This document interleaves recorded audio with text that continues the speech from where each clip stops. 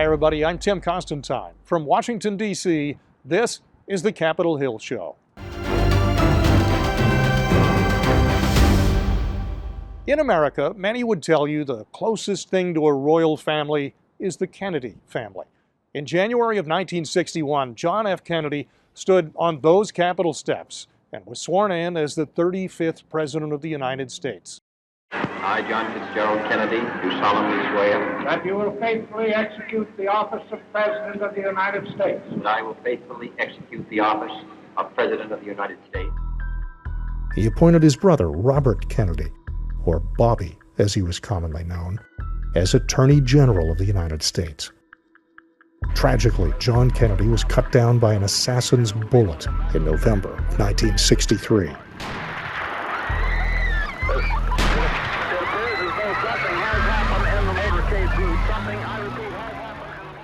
This is our home. This is America. This is where we live. Bobby would make a run for president himself in 1968, but after winning the California primary, he too was shot and killed.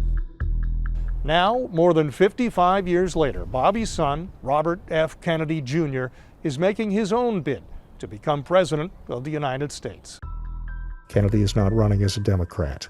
He's not running as a Republican. Kennedy is running independent of any political party. His political views are an interesting mix of liberal and conservative. Third-party candidates don't typically fare well in U.S. elections, but Kennedy has several things in his favor. First, his name is Kennedy. That brings instant attention and credibility. Second, 61% of Americans say they do not want a Trump-Biden rematch. They want something else. And finally, in a January Gallup poll, 42% of Americans identified their political ideology as independent.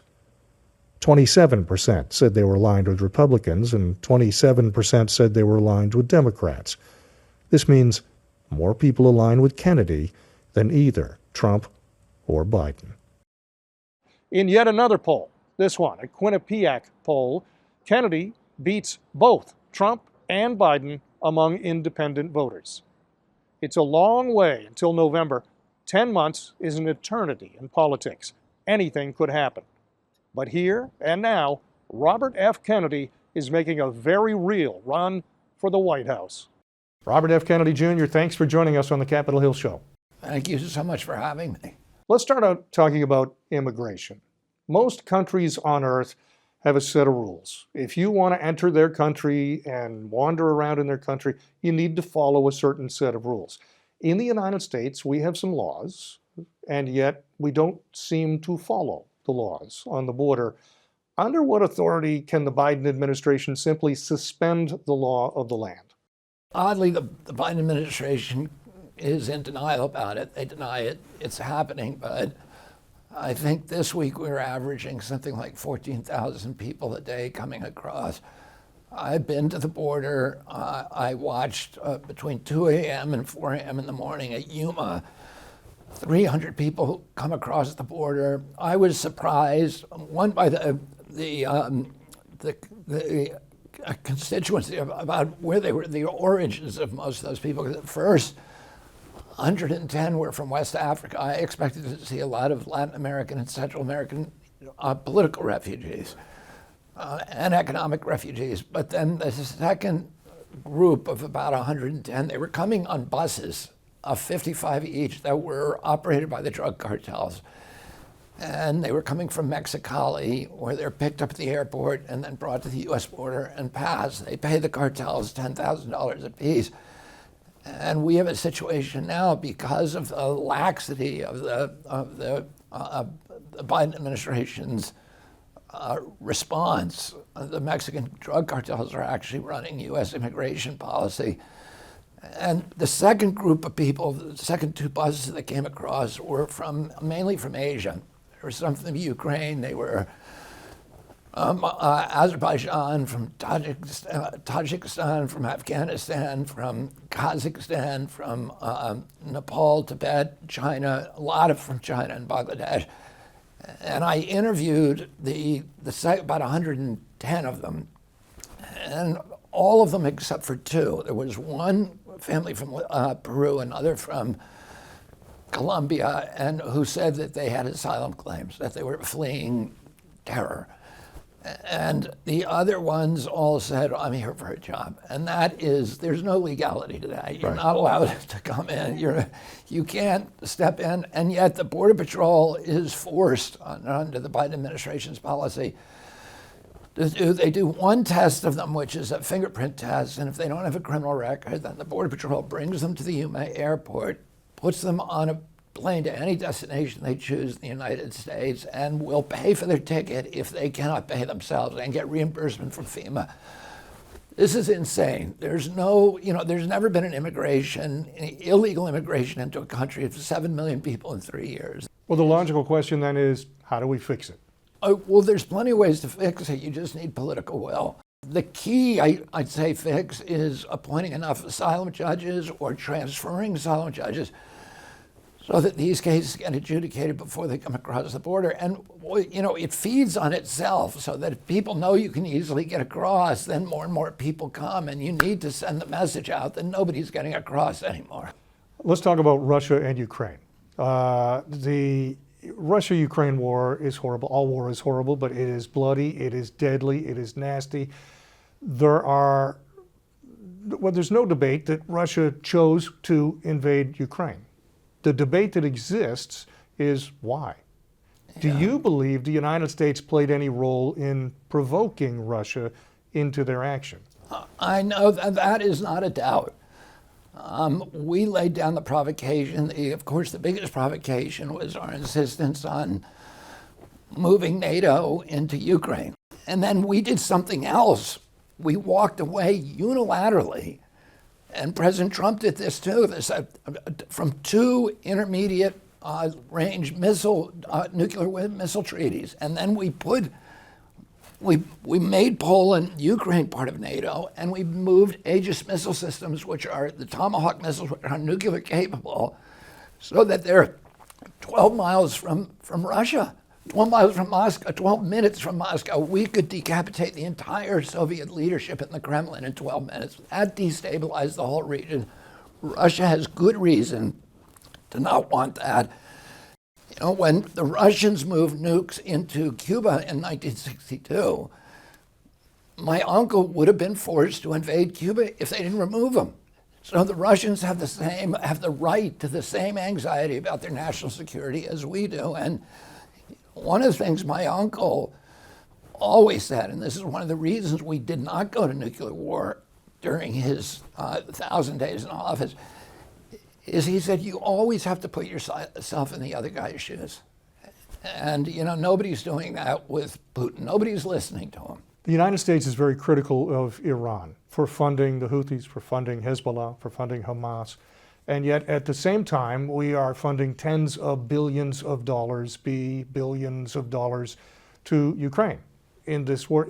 Is it fair to call it a proxy war? Because the United States is not putting U.S. troops at risk, but they are certainly causing difficulty for the Russians in this. This is clearly a proxy war, and the issue of the proxy war is whether or not we need to extend NATO into Ukraine. I strongly support the Ukrainian people, but I believe they are being badly injured by U.S. policies, and that President Zelensky is essentially a puppet of the neocons in the White House. I mentioned Iran. Let's talk about the Middle East for a minute. The war in Gaza is raging, and you talk about innocent children and people, and on both sides of this issue, there are people being hurt. When we look there, what should the United States' role be, not only in that conflict, but in any similar conflict? How involved should the United States be, whether it's Gaza, whether it's Ukraine, whether it's Taiwan? What's the United States' proper role? Well, first of all, I would start by just saying this, Tim, that I'm pro-Palestinian, but I'm anti-Hamas.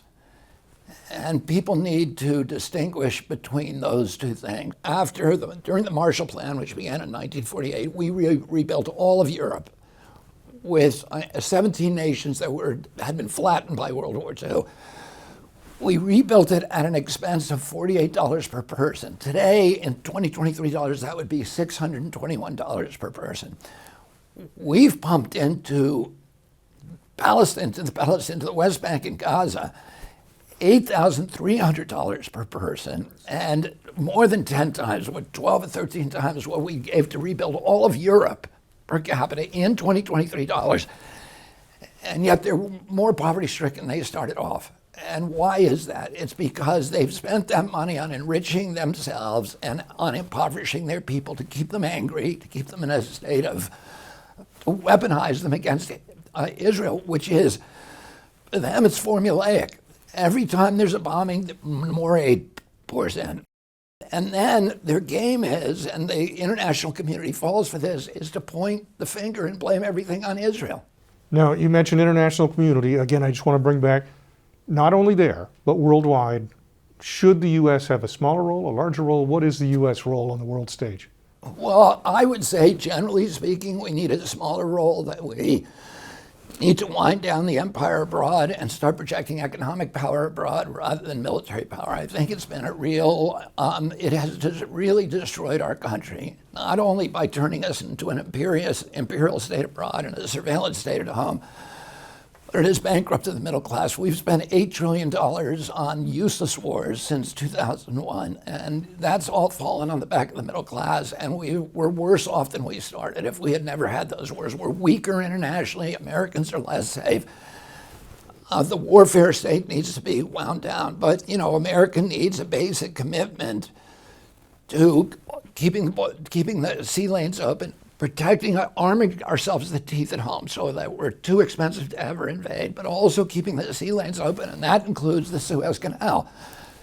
30% of the trade in the world goes through the Suez Canal, and that is something that America should be involved in. You've talked about cutting the defense budget. The United States in fiscal 2023 spent $816 billion, 1 year, $816 billion on the defense budget. If that's too much, what is the right number? The right number is around $500 billion. And we know that by comparing what Eisenhower, the equivalent of that during the height of the Cold War, during the most dangerous time in American history, he was spending the equivalent of about $500 billion in 2023 dollars. But also, in 1992, when we took down the Berlin Wall, when the Berlin Wall fell, and we were promised that we were going to get a peace dividend, we were told at that point we were going to cut that back to $200 billion a year. So $500 billion is more than enough to give us a strike capacity when we need it around the world to protect the sea lanes, protect neutral areas like the Antarctic, and also to make sure nobody can ever invade America. Let's bring the conversation back closer to home. You're running for president of the United States. Quinnipiac University poll shows it's a very tight three-way race. You're within single digits of both Biden and Trump, according to their poll. If you look at the 6 battleground states, Arizona, Georgia, Michigan, and so on, there's a New York Times Siena poll that shows you are competitive in those, and in fact, you're winning those with voters under the age of 45.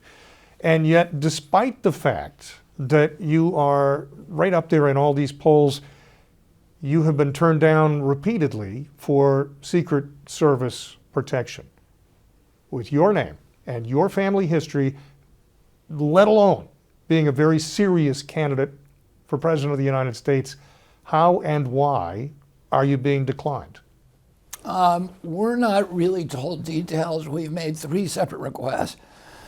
And one of those requests came at a time when I had, when there were incidents, including a man who came to one of my speeches armed to the teeth with laser sighted pistols, with 2 shoulder holsters with loaded magazines, and a range of other weapons, and asked to see me in the green room. And that man is now at large on the street. My house has been invaded twice. And those invaders, actually 3 times, one twice by the same guy, and those people are still remain at large. I think people sometimes forget when someone is running for president. This isn't a TV show. This is you. This is a real person in real life. Do you get nervous? Do you get scared? There's got to be concern when your home is broken into, when somebody shows up with weapons at an event.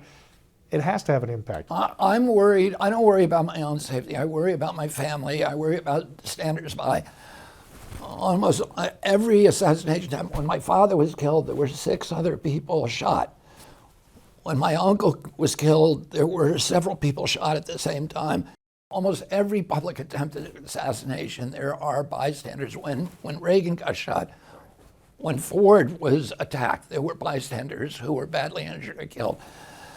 So, I'm the first. There's over 33 presidential candidates who have been given Secret Service protection early. In other words, statutorily, they have to give it to me at 120 days. But my uncle received it 414 days from President Carter. They didn't like each other, but President Carter was a gentleman and was a responsible leader. And he made a decision that even though I don't like Ted Kennedy, even though he's running against me in my own party, it's not good for our country to weaponize the federal enforcement agencies and punish people who run against you by not giving them adequate protection. Oh, I've written, one of the people on the committee is Chuck Schumer, who is an old friend of mine. And I sent him a letter actually yesterday asking him, because when Andrew Mayorkas, who is the head of DHS, when he wrote me my most recent letter, he said that Chuck Schumer, who's on the committee, the Candidate Protection Committee that makes the decision, that Chuck Schumer had also approved me not getting Secret Service protection. So it seems like the DNC is weaponizing, all of these federal agencies, from the FEC to the Secret Service to every other 3-letter agency that you can imagine, as for political reasons, and that's not good for our country. We're supposed to be the exemplary democracy in the world. We're not supposed to be a banana republic. You mentioned you had someone show up at a campaign event armed to the teeth. Second Amendment of the United States, of course, allows citizens to bear arms. You, of all people, have seen the consequences of gun violence. Where, if any, should there be a limitation in the Second Amendment? Well, what I've told people is I believe in the Constitution. The Second Amendment is part of that Constitution. I'm not going to do anything during my presidency to take people's guns away. I do want to say this, that gun violence, particularly against children, is unacceptable. And we need to end that. The school shootings can be, and we should end them. We need to do that. But one of the things we also ought to be investigating is why this is happening. Because we've always had abundance of guns in this country. In the past 20 years, there's been no per capita increase in the amount of guns we have. And yet these killings, these mass killings, have exploded. And we need to look at other reasons for that as well, a potential reason. NIH has not studied the etiology or the cause of gun violence since 1996. And NIH needs to be studying them to see if there's connections to some of the SSRI and psychiatric drugs people are taking, whether there's connections to video games. There's other countries that have comparable numbers of guns that we have. For example, Switzerland, which is comparable. It's not as many, but the last mass shooting they had in Switzerland was 21 years ago. We have them every 21 days. Something is happening, and that's not a political statement. That's just an observation that anybody with a brain can make and ask the question, are there other things causing this, other than the abundance of guns? Because the abundance of guns has always been with it. When I was a kid, there were gun clubs shooting clubs at our schools where, kids would bring their .22s into school, and nobody ever blinked at that, and nobody was shooting kids.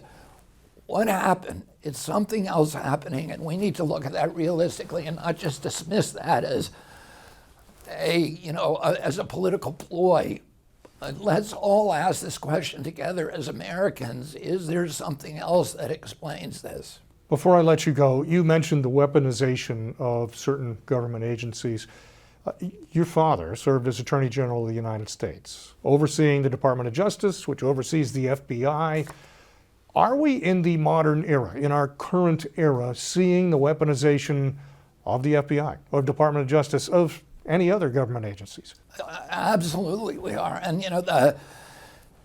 without getting into whether or how those agencies were used against President Trump and the Russiagate and all these other issues, which I frankly have not looked carefully enough into. But all you have to do is look at the Twitter files, and you have to look at Judge Doty's 155-page decision on censorship in government, and there, the emails from the White House to Facebook to the enforcement agency show that not just FBI but the CIA, at DHS, were given portals to alter social media posts and to censor them. And that is and they were not just posts about, vaccine or COVID, but posts about, that were critical of the White House on just general issues and about Ukraine war and these other issues. And when we start allowing those agencies to censor the American public, we're on a slippery slope toward, something very ugly. Final question, the economy. Perhaps the most important issue to the United States voters. The Biden administration keeps telling us it's really good.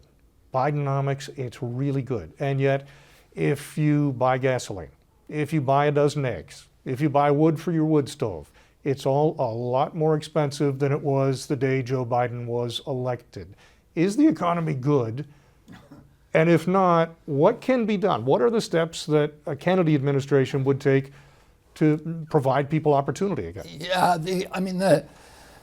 when I spend a lot of time sitting at people's kitchen tables with them, and because one, as an attorney, I'm representing 1,000 families in Columbiana County in East Palestine, Ohio, whose lives were upended by the Norfolk Southern spill. For 40 years, I've been sitting with people, regular Americans who have been injured by this corrupt merger of state and corporate power. And I've spent the last 8 months touring the country talking to people. And when you say to people that President Biden or President Trump are saying that the economy is flourishing now, they feel like they're being gaslighted. Americans are making choices that they've never had to make before. There's elderly people who are cutting up pills, their prescriptions to make them last the week so they can buy food, heating oil. There's, the mothers all over the country who are downgrading ingredients to make it through the checkout line at the grocery store.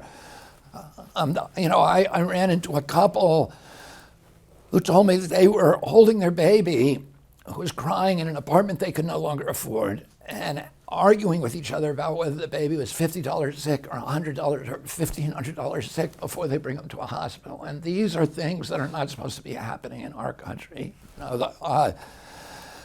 Housing is now unaffordable for this next generation of kids. And a lot of these are long-term things that you can't fix overnight, like inflation, which, we're laying $33 trillion debt on our children. We can't afford to spend $200 billion to Ukraine. We can't afford it. We're like the alcoholic who's behind on his mortgage and is using the milk money to buy rounds in the bar for everybody. We have to get real. The entire budget of EPA is $12 billion. How do we have $200 billion? That's all we got for the environment of this country, for our Purple Mountains majesties, for our rivers, our streams, our public health. Flint, Michigan is being poisoned by bad water. We're poisoning the people. And yet, where do we think we're just printing money? And that is the long-term fix. There's a lot of things we need to do in the short term. We need to get this generation of kids into houses. None of them can afford a house, and that is going to be a catastrophe for our economy and for our democracy. And I'm going to do that. Robert F. Kennedy Jr., thank you very much for taking the time. Thanks so much for having me.